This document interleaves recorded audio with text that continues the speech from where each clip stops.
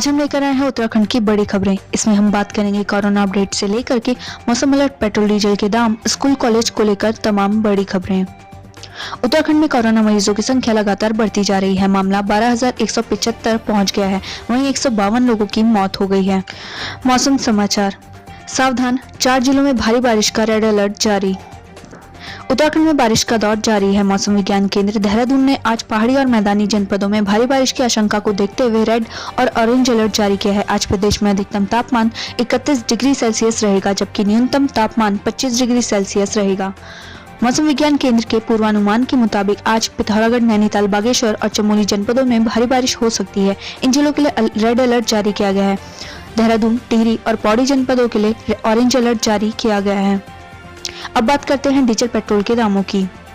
देहरादून में आज पेट्रोल के दामों में मामूली बदलाव देखने को मिला है, जबकि डीजल के दाम स्थिर हैं। वहीं हरिद्वार और हल्द्वानी समेत अन्य जगहों पर पेट्रोल डीजल के दाम स्थिर हैं। देहरादून की बात करें तो कल पेट्रोल के दाम थे 81 रुपए 66 पैसा, वहीं आज के दाम है 81 रुपए 75 पैसा। डीजल की बात करें तो डीजल के कल दाम थे 74 रुपए 9 पैसा, यही आज के भी हैं।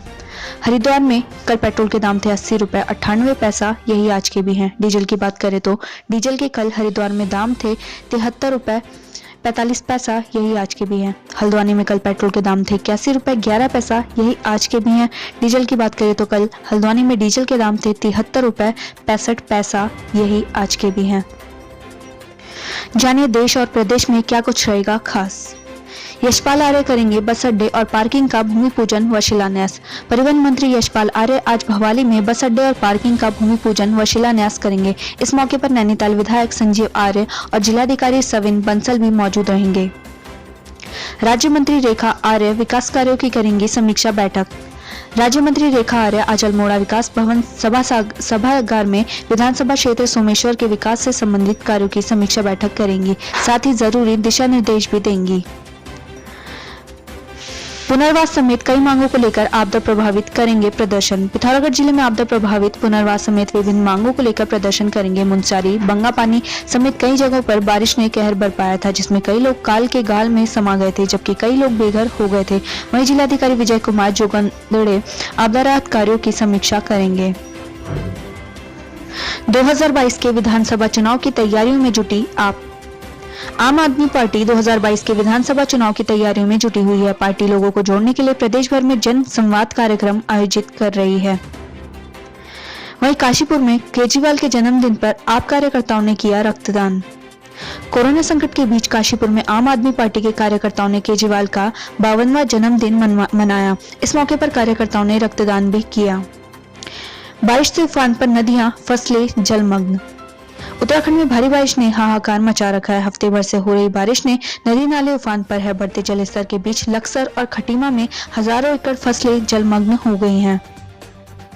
मास्क पहनना जरूरी नहीं वाले प्रदीप बत्रा के बयान पर कांग्रेस ने की कार्रवाई की मांग। बीजेपी विधायक प्रदीप बत्रा के मास्क पहनना जरूरी नहीं वाले बयान पर कांग्रेस आक्रामक हो गई है। कांग्रेस कार्यकर्ताओं ने बत्रा के खिलाफ रुड़की सिविल लाइन कोतवाली में तहरीर देकर कानूनी कार्रवाई की मांग की है। वहीं गंगोत्री हाईवे में कार हादसे में 2 की मौत।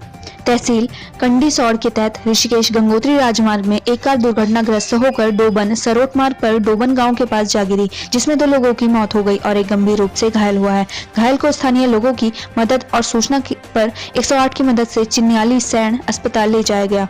तीनों ही यूपी के बरेली के जवाहर नगर के रहने वाले हैं।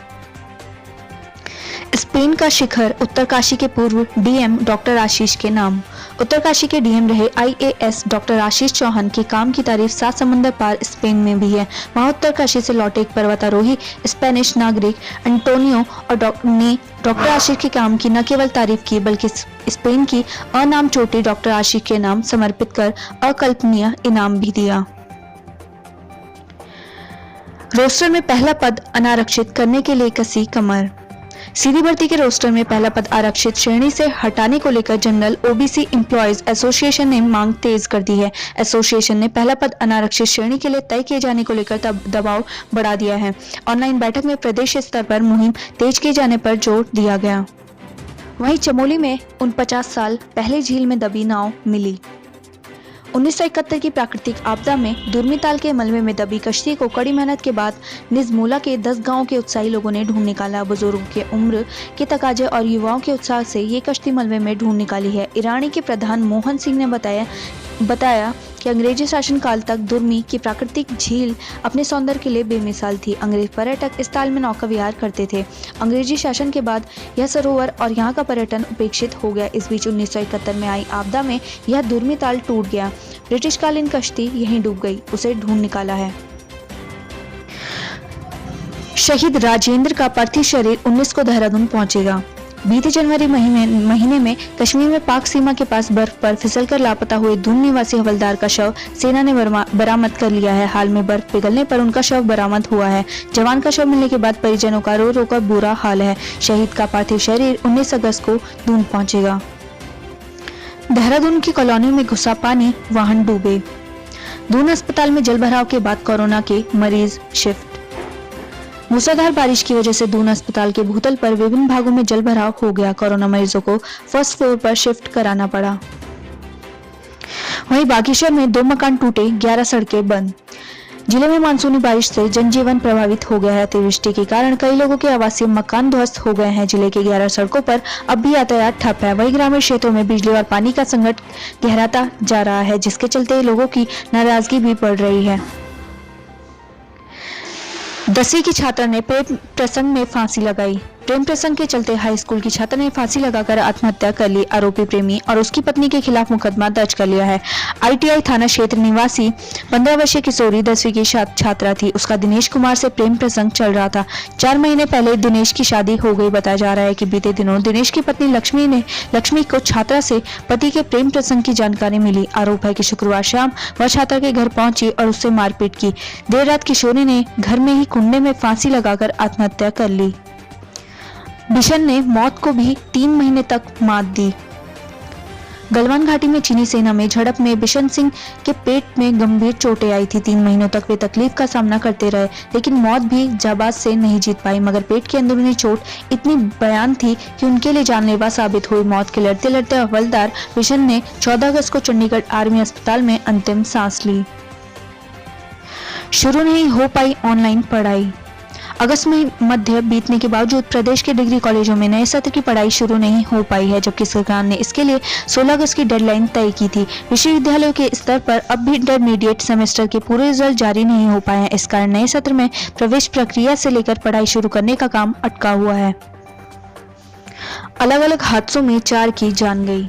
सिडकुल कंपनी में बाइक से काम पर जा रहे सिडकुल कर्मी अज्ञात वाहन से ने रौंद दिया। राहगीरों की मदद से घायल को जिला अस्पताल ले जाया गया, जहां डॉक्टर ने उसे मृत घोषित कर दिया। सूचना मिलने पर पुलिस ने शव को पंचनामा भरकर पोस्टमार्टम के लिए भेज दिया। वहीं युवक की मौत की खबर मिलते ही परिजनों में कोहराम मच गया।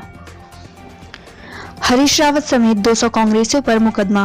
पूर्व मुख्यमंत्री हरीश रावत समेत 200 कांग्रेसी कार्यकर्ताओं के खिलाफ पुलिस ने सोशल डिस्टेंसिंग और धारा 144 उल्लंघन के मामले में मुकदमा दर्ज किया है। पुलिस ने मामले की जांच शुरू कर दी है।